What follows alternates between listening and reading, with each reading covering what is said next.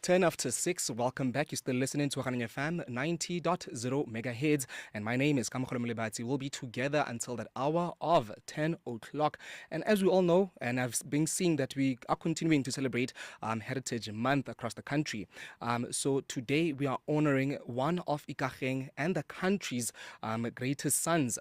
And this is Rex Rabanye. And this is a man whose music is still in repeat. And I'm talking in our weddings, in the gatherings, and also within our memories. So to help us understand the life and the legacy of Ntate Rex Rabanye, in the studio this evening, Lerato Rabanye, who is a family member of Ntate Rex Rabanye. Lerato, welcome to Rabanye FM.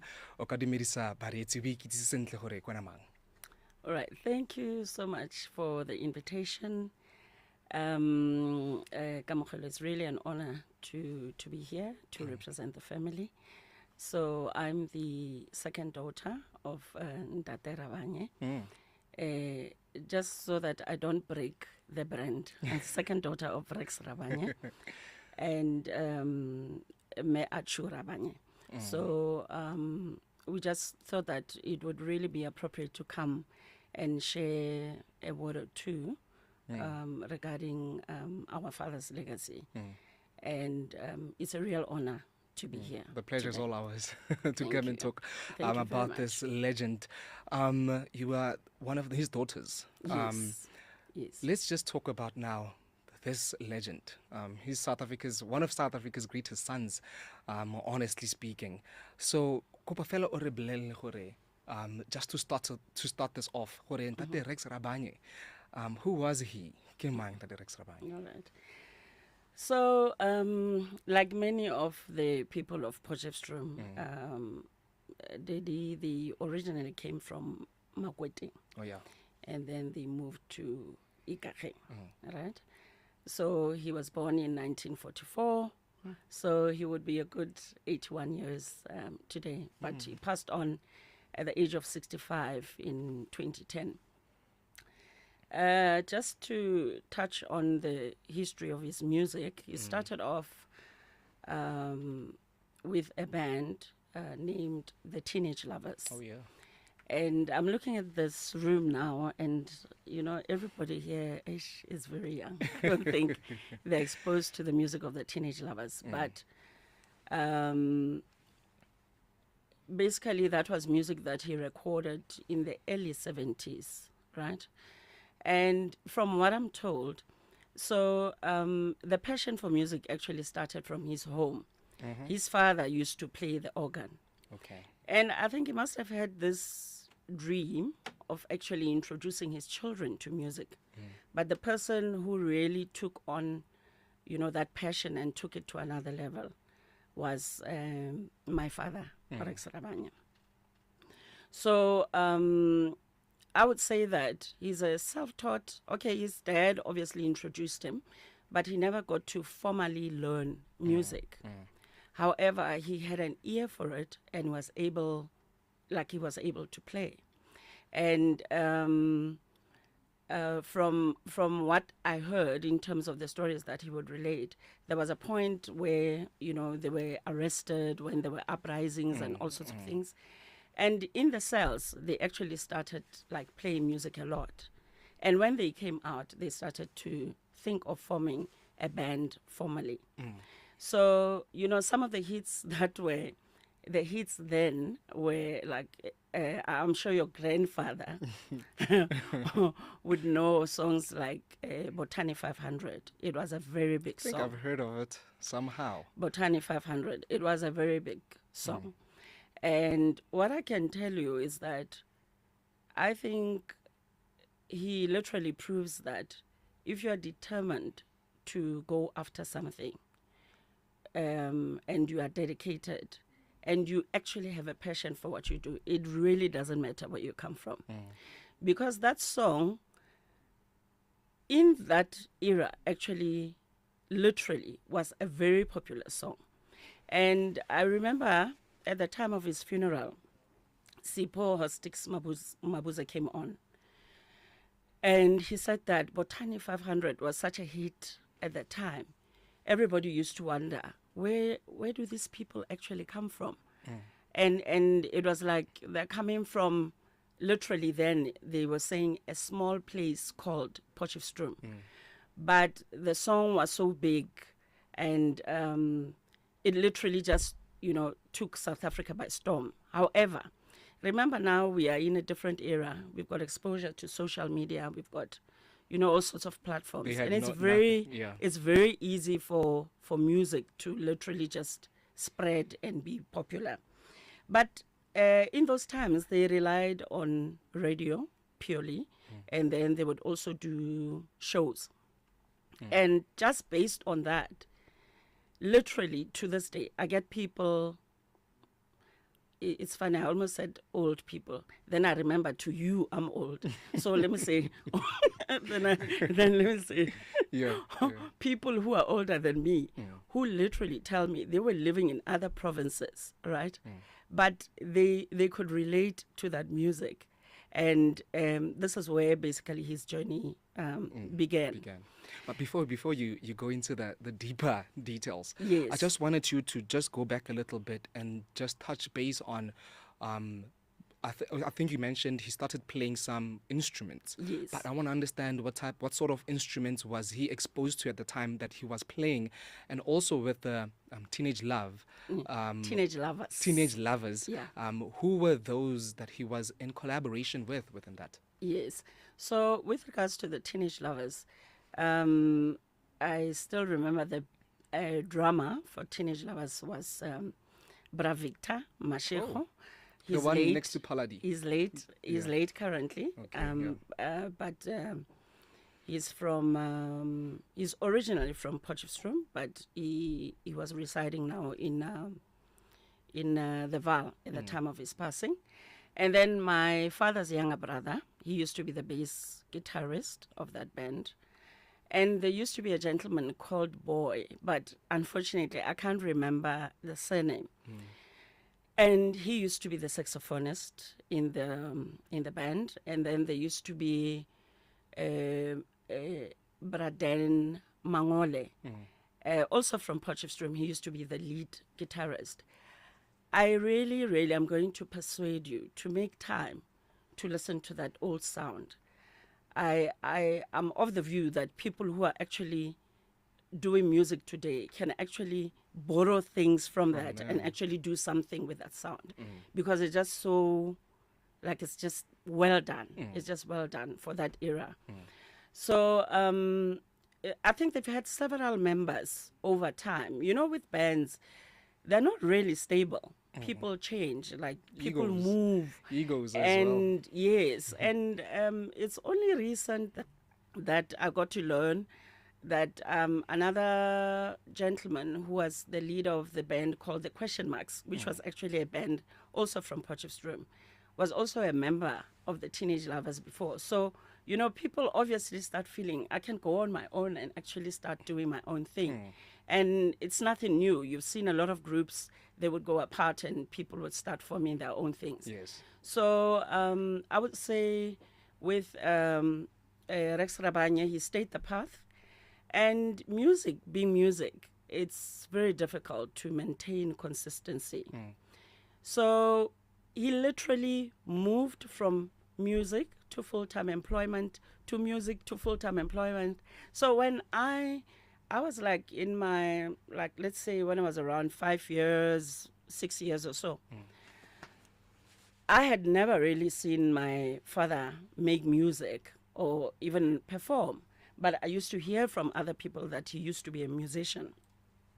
So a lot of his songs were used in radio stations, and they used to, I don't know how you call it, I don't know if it's actually called a jingle, but they used to use it as like bareng selelekela.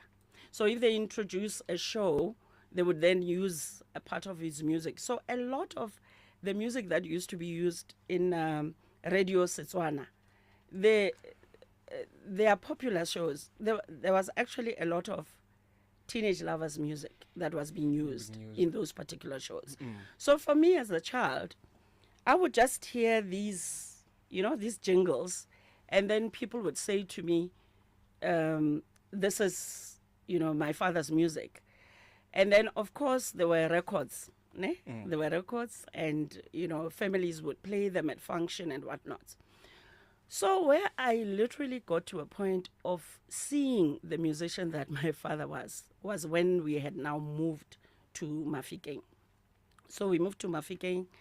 He started off, as I was mentioning to you, he's been in jobs and then music, jobs, music. My father has actually been a salesman in a furniture shop. I don't know if you know a shop called Savils. I don't think you would. So he used to be a salesman in that particular shop. And then a very loving father, quite loving to the rest of the family. He was loved by his sisters. He loved his sisters. He loved the tloholo tsa gagwe. And today, I feel like actually he was the glue in the family. People always talk about how when this one person goes, the family is no longer what it used to be. I feel like he's that type of character. So for the longest of time, he would be between jobs and music. But as I was mentioning to you, in 1986, that's when he recorded Unketsang. And when he recorded Unketsang, he was actually a public servant in the then Buputatswana public service, right? And prior to that, actually, he went to school. He went to study law in 1980, and he graduated with a B.Juris degree. So he's always been that person who used to feel you've got to... He used to have the statement. He used to say, you've got to have something to fall back on. But let's also remember that the era then was different. So today people understand contracts better. They understand, they've got better exposure, they've got access. Like literally you can record something today and can go to another country. Whereas with them there were limitations. It would be here that they were doing stuff. So when he recorded Unketsang, he was a public servant, and he would literally, after work, he would drive to Joburg. That is where the recording was actually happening. And he would come back, like with cassettes. I think he must have taken some time off from work and went to record. Then when he comes back, he would come back like with cassettes. Ne? And Before that, I just want to understand something, Hore. Yeah. Because he was born and bred, of course, here in Potchefstroom, Yes. right? And it was during that time whereby the system of the government of the time, it was that of apartheid. Yes. And I just want to understand, because of many of the other musicians during his era were just making music to relay what was really happening within our townships and so forth. Yes. So with him, I just want to understand at that time, how was he perhaps trying to relay the living conditions, or rather how people were living within this town at that time? My father has always been involved in instrumental music. So literally the Teenage Lovers is still instrumental, right? The same way with Unketsang. Unketsang is an instrumental beat. But it hits the soul. And I feel even his music in the 60s, 70s as well, was actually hitting the soul. So it's one of those things that actually connected people. As you were also saying, Unketsang is one of those songs. If a wedding, comes to an end,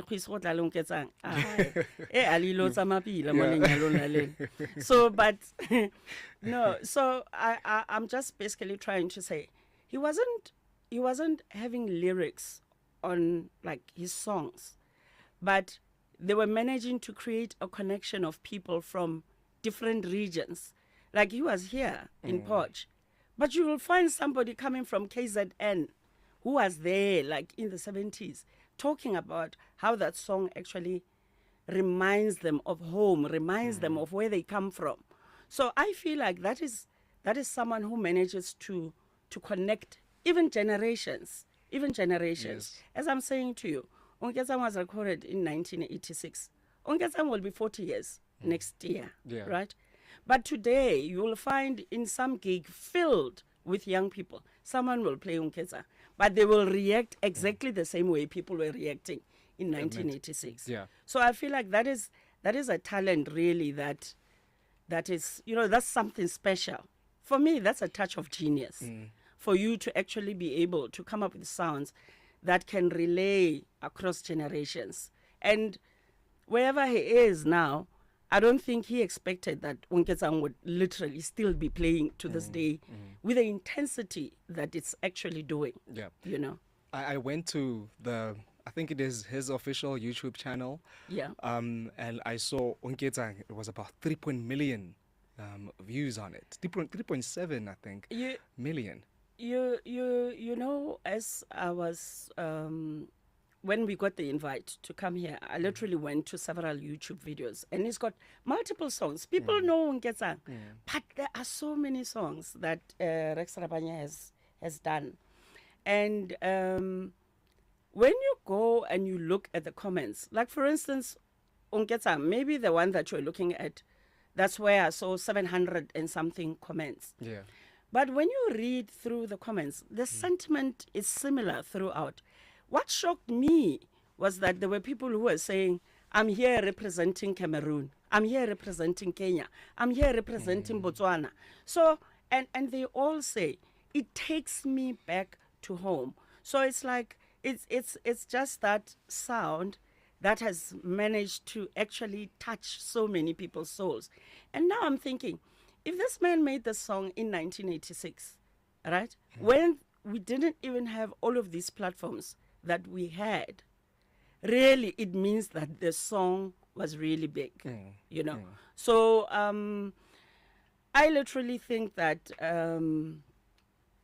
there's really, really something special. And what I love is the fact that he didn't come from wealth.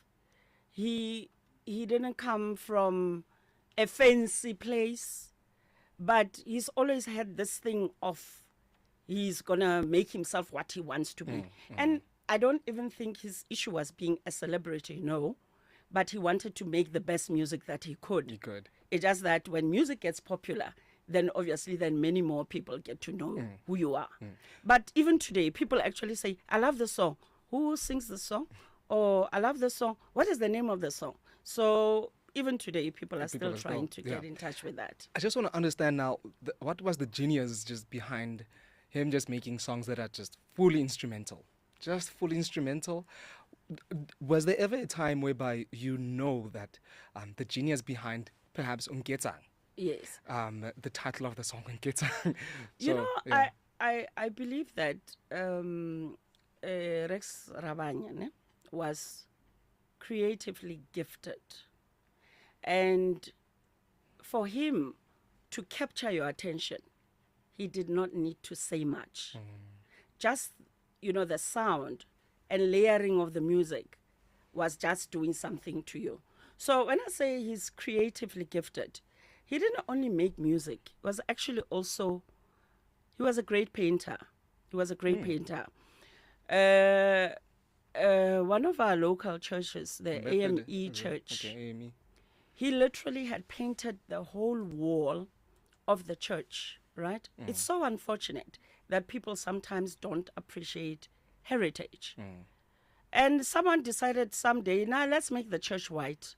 And they just painted over paintings that were there, In so other what sort of countries, paintings were those? it was just from a Christian perspective. Maybe pictures of Jesus on the cross, pictures of the disciples and whatnot. So it was just a whole, the effort that he had actually put into that. I really wish someday someone from Poch, maybe who has pictures from ages ago of the AME church, can just put up something so that we can also have it. Now we love taking pictures. We take pictures everywhere. But many years ago, no, we always thought things will always be there. So today, those paintings are completely gone. And we have none of it. None of them. There's no trace of them. So I can't now. show you the kind of work that he used to do. So the only thing that we have currently would be just a few paintings that he made that he framed in our own home. But I still go back and I say he definitely was a creative genius. Yeah. So he didn't need to say a lot. Just the music was talking to you when you listen to it. So that in itself, I feel like it's very powerful. Powerful. Yeah. It's very powerful. Okay, the time it is just now gone about 29 minutes before the hour of 7 o'clock. If you just tuned in now, you're listening to Rabanye FM 90.0 megahertz, and the show on now, it is Ithuteng, and this is our current affairs show that comes to you every Wednesday evening from 6 until 10 p.m. with me, Kamogelo Molebatsi. If you just tuned in, you're catching us in the middle of a conversation with Lerato Rabanye, and we're talking about the life of the legendary Rex Rabanye, who is a son of Ithuteng, including the rest of the country. If you also want to have a say on this, you can send through your thoughts on 060-573-1313. That is our WhatsApp line, including our call line. Just going back into the conversation, just now we were talking about just the reasons behind some of his creative. Yeah. So I just want to understand, was there ever a time where did he ever mention, rather, or there's certain people or artists that he was greatly admiring during his time? Oh no, he used to admire a lot of people. He used to collect music a lot. I mean, I got exposure to many artists from the records that my father used to collect. So he's one person. He didn't have to wait for you to, to sing praises of him. He would, my dad and I praise. He would ask you, if you don't compliment yourself, expect our mang I'll compliment. Yeah. So he had that level of confidence where he would play his music without shame and would play it loudly. He would play it loudly. But in the same breath, he admired a lot of artists. He admired international artists. He admired local artists. And he would play the music and play it loudly. So just to highlight, I think my father used to have a great, I'm going to start off first with the overseas artists. Hopefully you'd know who they are. But anyway, he used to love Barry White. Okay. He used to love Barry White. He used to love Luther Vandross. He used to love Aretha Franklin. And locally, he used to love the likes of Kaifa Semenya and Letambule. He used to love, oh my goodness, you just reminded me of something. He would also collect videos of live performances of people. And, he would spend hours watching the shows, and he would invite his friends to the house, and they would be watching all these shows. I remember Graceland, with Paul Simon and Lady Smith, Black Mambazo, and Miriam Makeba was also there. He would just take such pride, and he was a very expressive person. When he loved something, he would be screaming, yo, yo, yo, like he would clap. He will clap for you, but believe you me, he will clap for himself as well. He's not going to wait for you to clap for him. No, he will tell you. And, there's this song that says, how about Lerato ke batho? Thoma pele wena o ithate. So I feel like I used to see this with him, that he used to have this thing, no, don't, like, Nanale, the statement where he used to say, ntabatsena ha e bereke, meaning that, don't make way first for others to a point where there's actually no room for you. Be aware that you need to also create room for yourself and allow your own light to shine, right? There's no competition. Your light is shining, his light is shining, and we are all bringing different things to the table. So don't undermine what you have. Don't undermine what you have. And he used to emphasize that a lot, to say that ntabatsena ha e bereke mo lefatsheng. And, just the other day we were actually talking about him, about the fact that so many of us, as people, you think being modest, you know, yeah. you're modest, you know. Yeah, it's good. But unfortunately, sometimes it won't open doors for you. For you. Because you Need to don't be loud allow about it. yourself, you Need to don't be allow louder. yourself to shine and actually show what you're made of. So I think taking from that, like the fact that here you are, you come from Ikageng, and it's not even what it is today. I'm talking about Ikageng then. And yeah. you decide you're going to take South Africa by storm.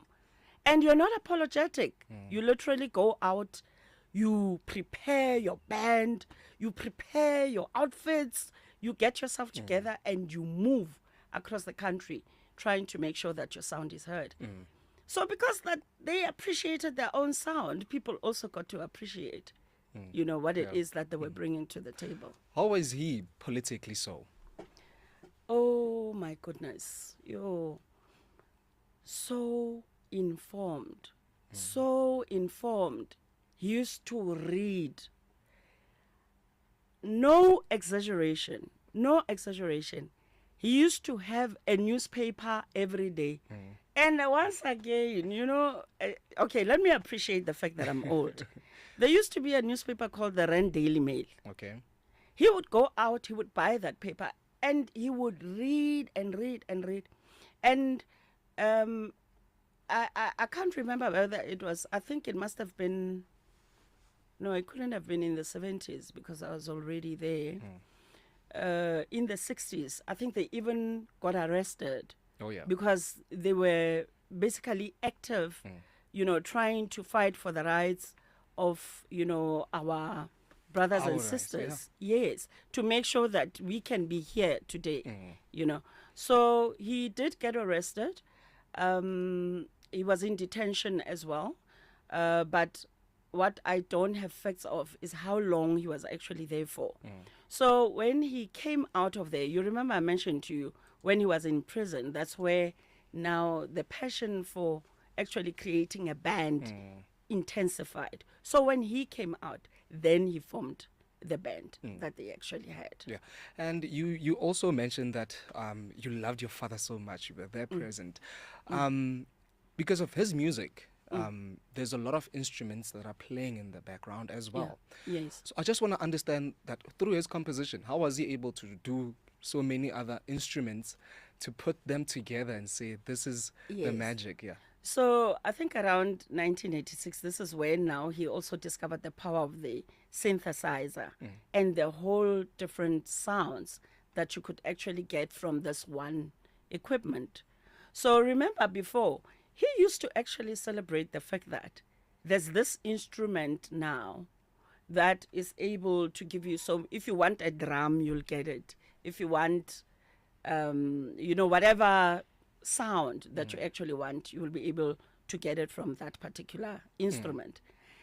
And I remember him saying it's one of the greatest things that have happened in his life because it has freed him from the problems of actually having a band.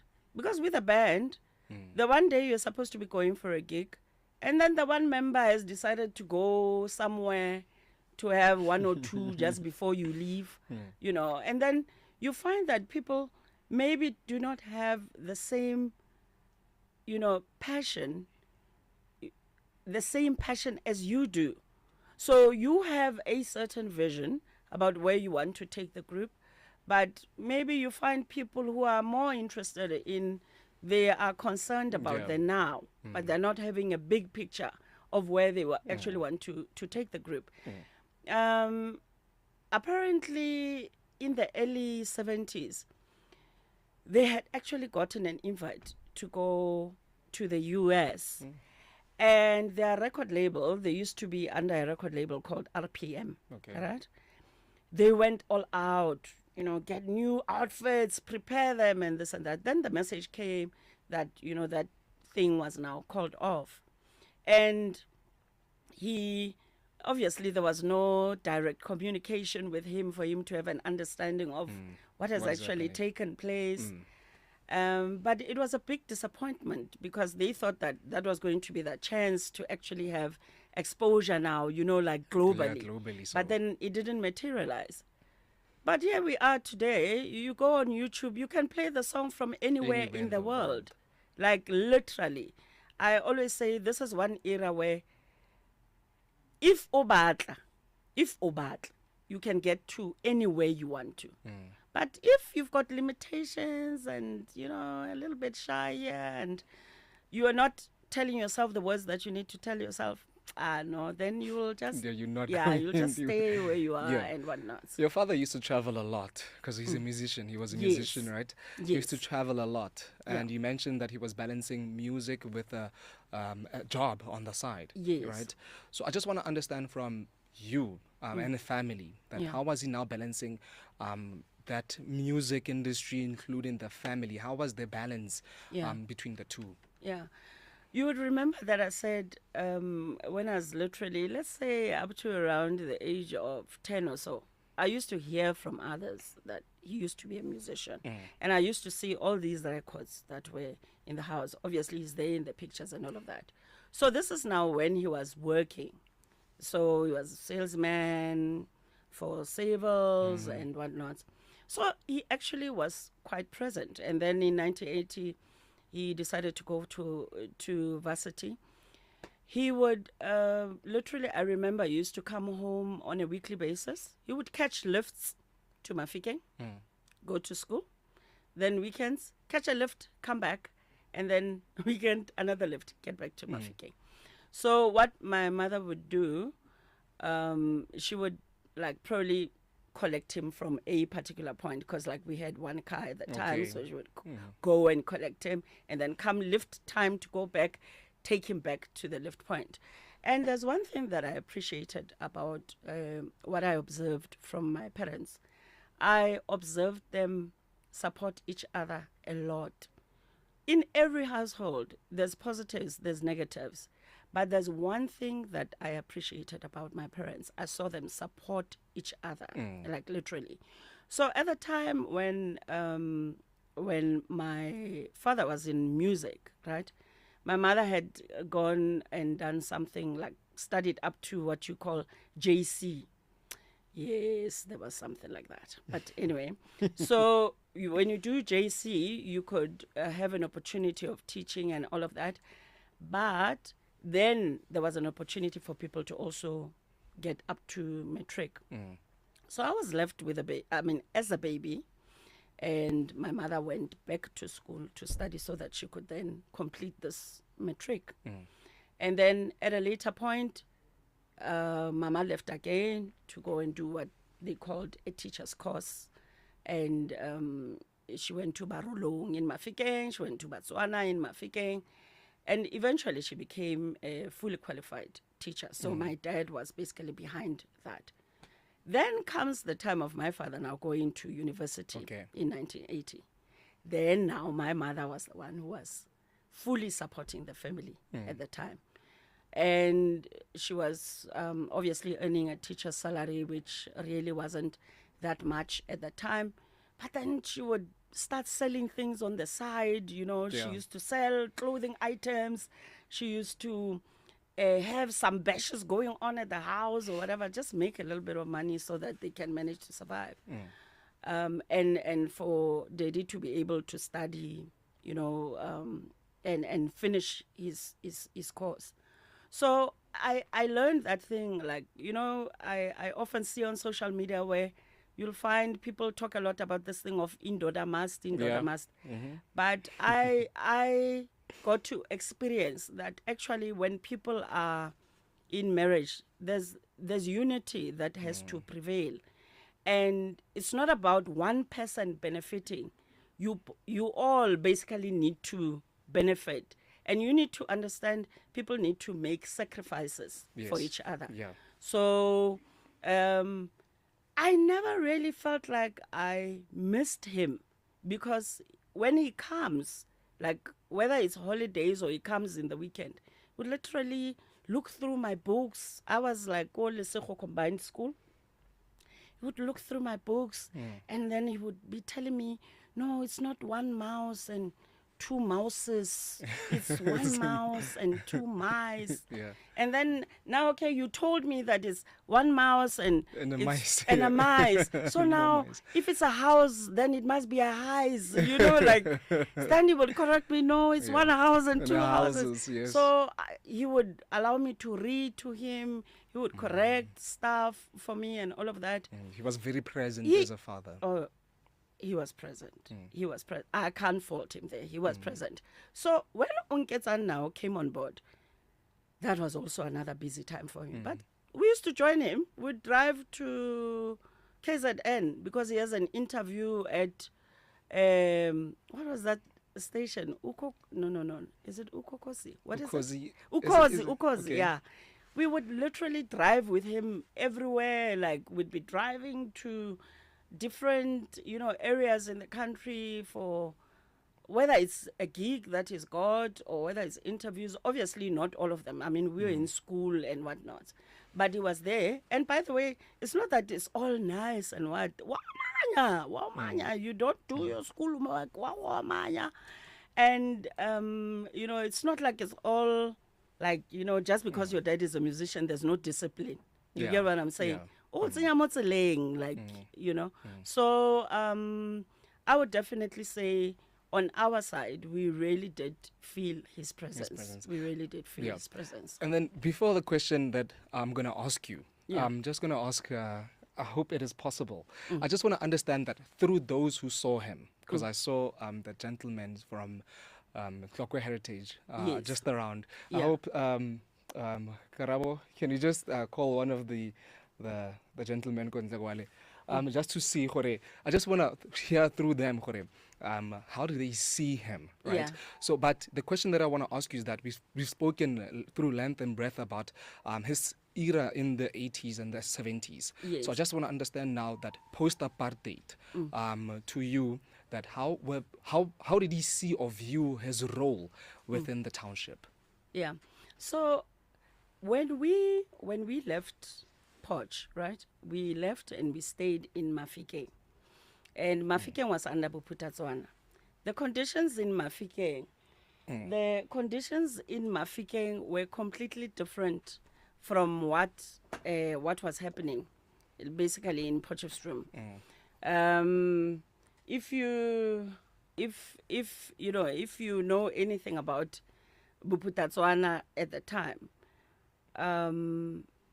it was a fairly open environment. You're not segregated according to, color, Yeah. area A, Kiabomang area A. It was just a mixed environment. Even the schools were like that. Yeah. They were quite mixed. Even,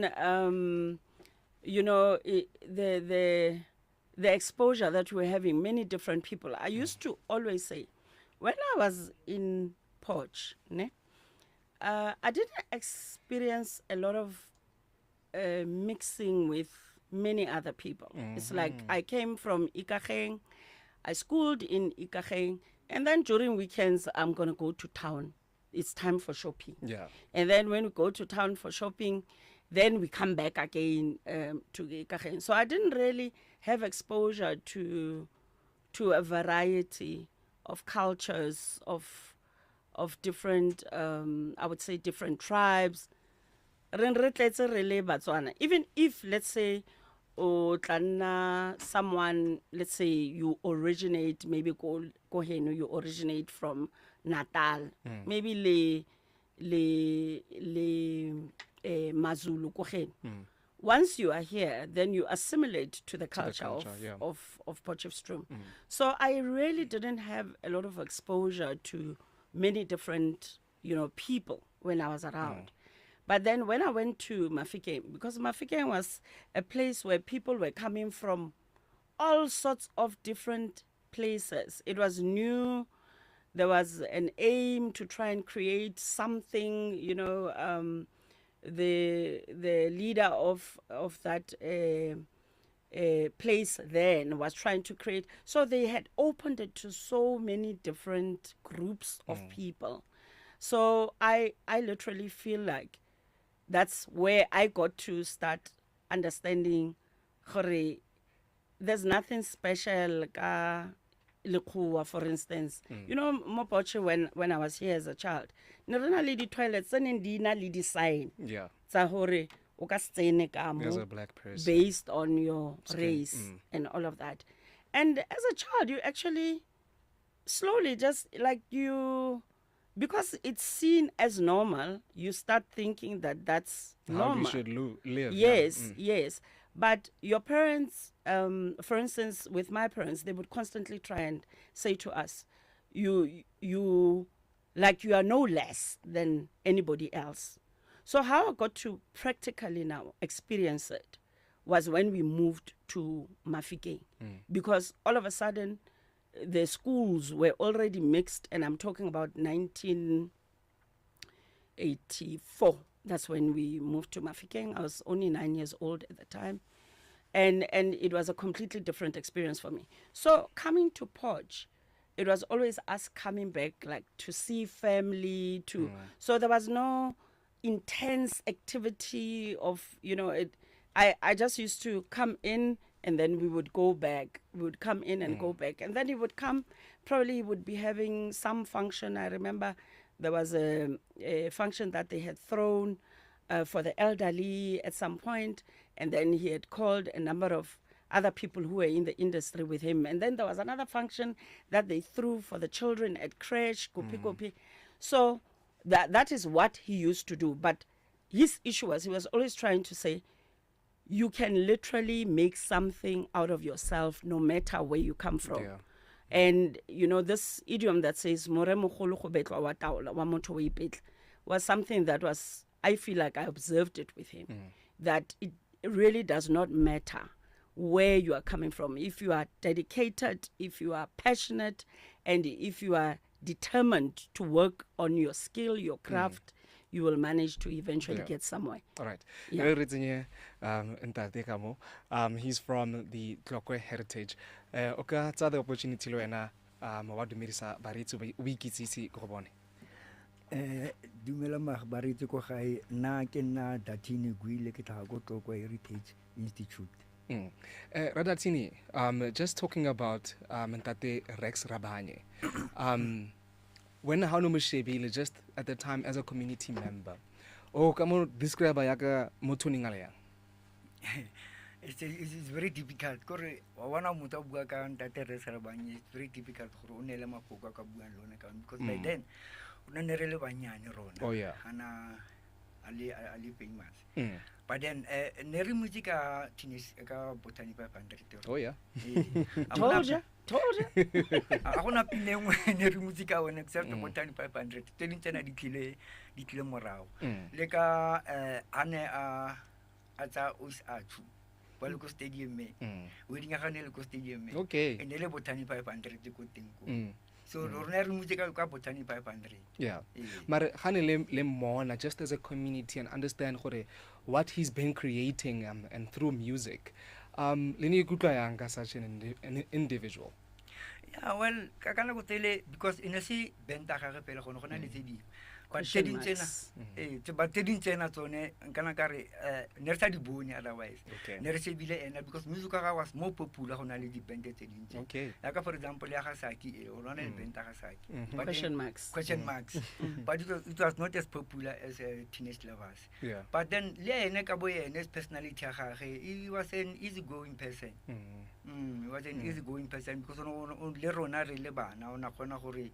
Accommodate Aribualene because Nerare Mona Nakiran Gerebana no Rakohe Nerbualene, so Nara accommodate a little. And now I just want to understand just the impact and ending Anile Leon, and then we know just today and throughout this month, September, it's just known Yaka Heritage Month, today Heritage Day. With the impact Anile Leon, and then looking today we celebrate our Heritage Day. How would he want to be celebrated? Yaka somebody owning at Sezumo Poshivstrom. In a personal. Personally, I'll go further than that, man. Now I was thinking, sometimes, I mean, somehow government stage for or any other street more week cinema after or any building more after ene. But I'm happy ka this event e diragalang gona no because that simply means for lebitso la gagwe le ka skela though his name won't be erased by time. Tlametse re mo gopola ka yone this event ya fana ga ene. Why music wa gagwe till today? Santse go retsiwa. Music wa gagwe. Why until today? It lives through time. Yeah, music wa gagwe ke une le music o unique. It was very unique. Go re music wa Teenage Lovers wa ntate Rabanye. Ene le music wa gagwe le monosi ela. On sa copy that kind of music on our Jamaica. Ene le wa gagwe a le unique ela. Just now, recently, there's a lot of artists who are popping up. Even right after them, there was a lot of now singers, people who also into jazz. When listening through music, do you hear similar sounds to your father in their music? Similarities? Most definitely. You know, some people actually have made contact. You know, currently the person who's in charge of my father's music is actually my mother. So some people have made contact to get permission to actually use the music. Some have not. But then here and there you'll find a song where when you're listening to it, you're like, Mari, it looks like they've actually borrowed from there and they actually have not acknowledged, you know, the song or the artist, the composer of the music. So I have yet to find a remix that will surpass what Unketsang has done. They've really tried and they've done a good job, but I have yet to come across a remix that will surpass the impact of Unketsang. People to this day still appreciate the original Unketsang. But it's not to say that we wouldn't want others to, you know, bring out their artistic capabilities and actually use it. To do that actually just expands, you know, the how do I say, popularity of the music. It really allows a very versatile community to listen to the music. So we appreciate all of the remixes that people are making. Those that have gone through the proper channels, you know, discussions do happen of, you know, proper splits and all of that. But those who just choose to grab, you should sue them. You guys should sue them. Let's now. Nice. I just want to bring in now to just how he lived towards his last days. How did he live towards those days? All right. So as I said to you, music has a way of, it starts dwindling. So he did Unketsang. He did an album called Moya Moya. And the album Moya Moya, there's a song now that I hear playing a lot. It's called African Wedding.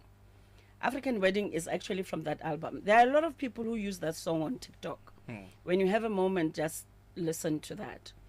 And then after Moya Moya, he had an album called Somlandel. You know, all of his albums, you'll find there's one song that's used somewhere, ne? But you just don't know that it's the song of the same guy who actually did Unketsang.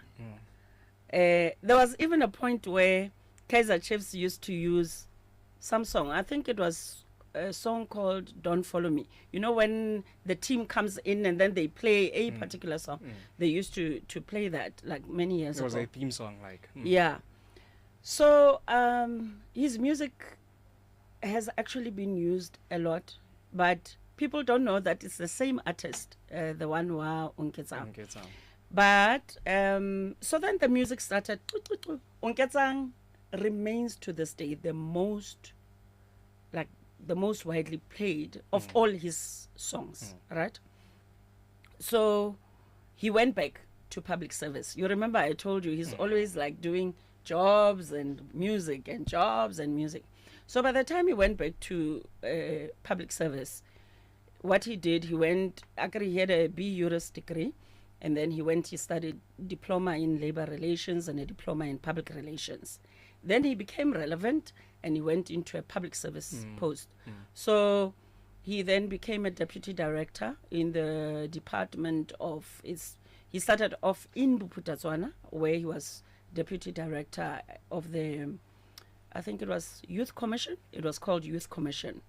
And then he later moved on to become a deputy director in the Department of Education, and he was particularly in the labor relations department. So he's like fully fledged 8 to 4 public servant, otswang for lunch, ababoa, and then ababoa officing, like that. Yeah, so those who didn't know, this is the man who and all of that. But when he was working, he was very committed to a point where people who work with him will vouch today and say he was actually also excellent in the job that he was doing in public sector. And he was a very passionate person. Like stuff that he created, documents that he created. You know, he will talk about it. I told you, you know, that issue of also praise will. Yes. So he would acknowledge, you know, anything that he does. Unfortunately, I think at the time I was around, was I in my third or fourth year of my studies. Then my father, towards the end of, wait, let me just get 95, 96, 97, 98. Around 98, he fell sick.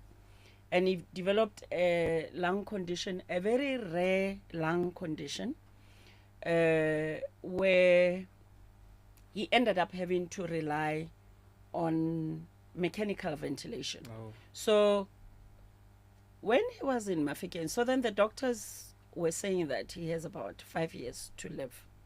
And we were now in Mafikeng. We had been, you know, for me, I always also call Mafikeng home because I went there from the age of 8. And my younger sister from the age of 4, and then my younger brother went for high school there. He schooled ko Kiagile, then went for high school ko Mafikeng. So we also connected to Mafikeng.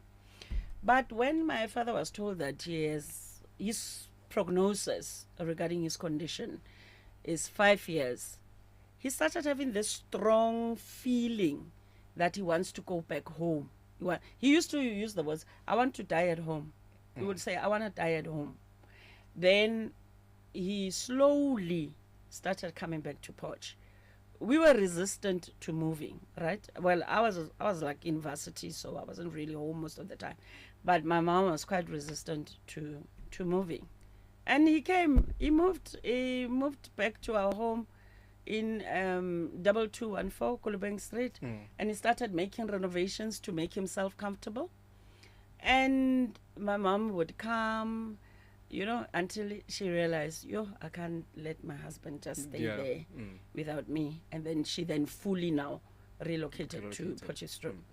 So I remember when I did my internship, I used to work at Klerksdorp Hospital. So I would come home, like, you know, sometimes I just come home, sleep at home, and go back to work. And he, unfortunately, so he had that condition, then he got hit by a stroke, right? And then when he got hit by a stroke, he lost his hearing. That for him was really terrible, because, I mean, this is someone who loves music. He plays music, he listened to music, and now he has lost his hearing. So our whole communication from 2001, we were writing on paper. This is how we were communicating. And at times, you know, when you get emotional, you've got no time to write. Then he says, you know, and this is how he lived up until the end. But let me tell you, you know, you've never seen someone with that level of positivity. He was such a positive spirited someone. He will constantly tell you, it's not over, moya o santse no le moname. It's not over, moya o santse no le moname. So he will always still. So I le mo ikageng. they then made plans to move to Dasarand. When they built that house in Dasarand, he could no longer hear, but he was communicating with builders. You know, he just made plans, and he thought, no, I'm gonna make sure that I move, you know, my wife back to a house, you know, that she wanted to be in, the same one that he used to have in Mafikeng, kind of. So he literally built us a home, and we used to say, you are sick, stop it, stop it.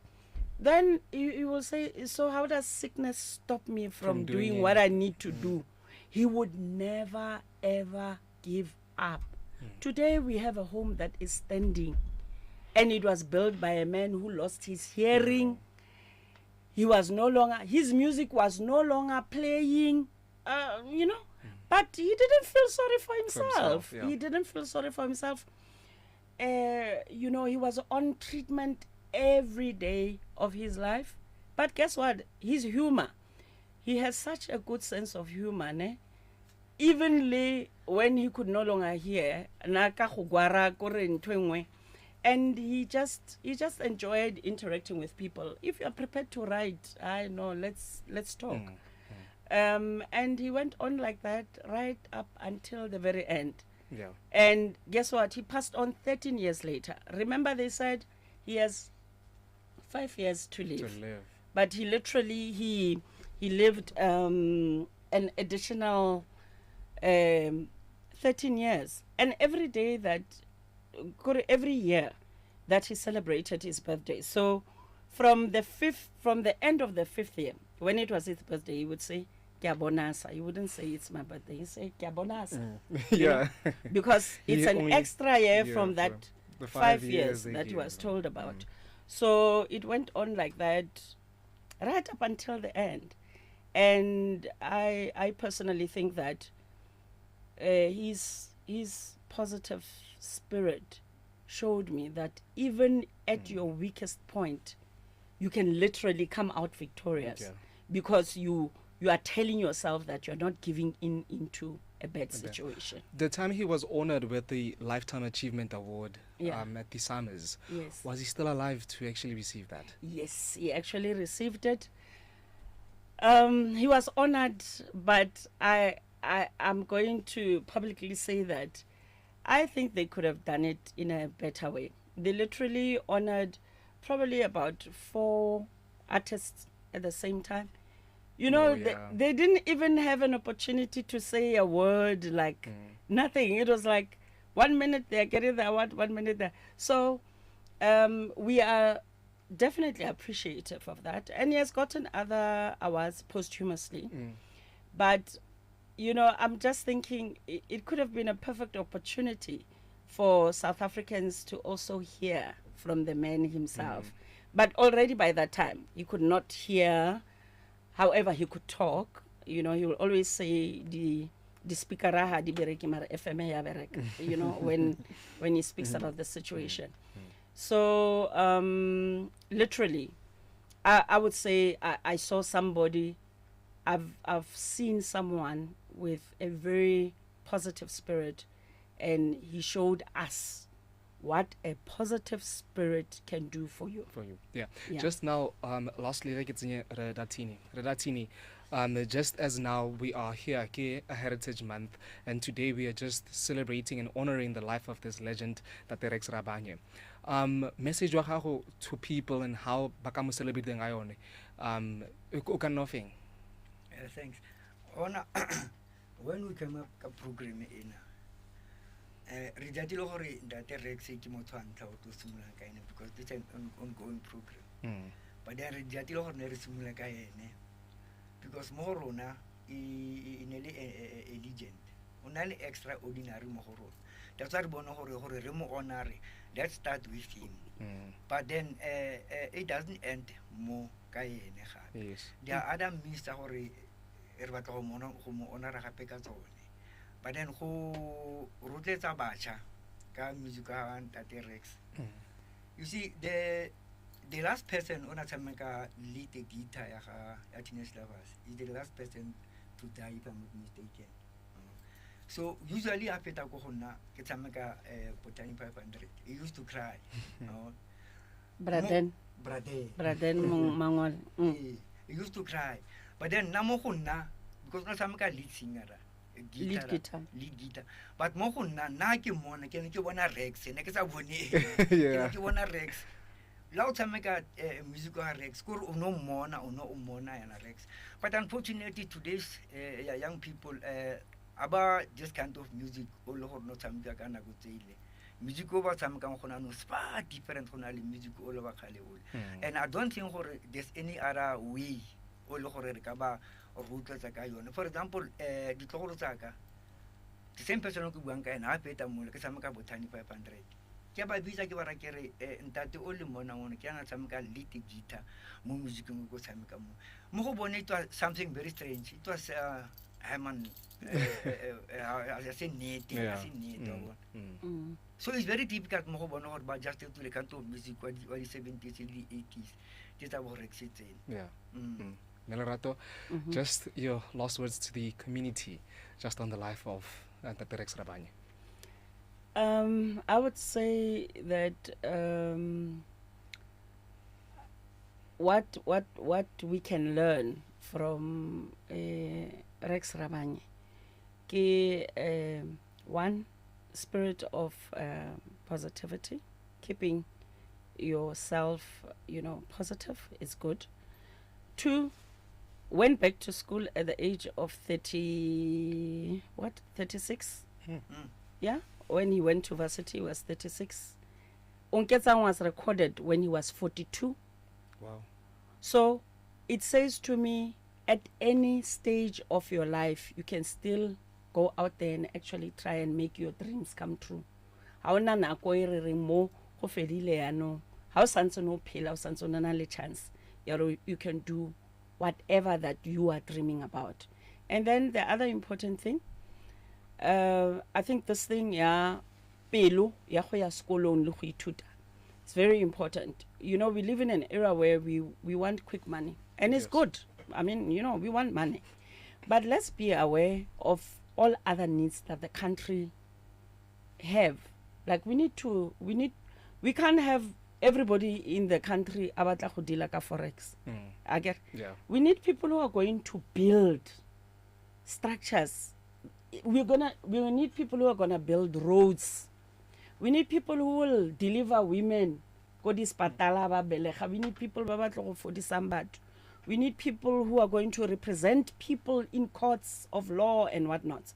So let's promote also a culture of learning and improving ourselves, and understanding that learning, or rather improving yourself, haire hela gore o tshwere certificate, but learn also from the next person gore o tlo improve mo o leng teng gone yana.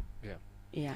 Lerato, Relatini, we thank you so much for your time this evening to honor the life of the legendary Rex Rabanye. He's the son of Potchefstroom, including the son of the entire country. We'll continue to honor his life and the legacy that he's left behind.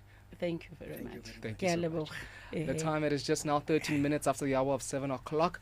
Do not go anywhere. When we return, we'll be talking to the student bodies, and this is regarding that amendment by the Department of Trade and Industry to actually give the details of students who are owing universities or loans to actually take them to the creditors. So we'll be talking to the students regarding that. 90.0 megahertz.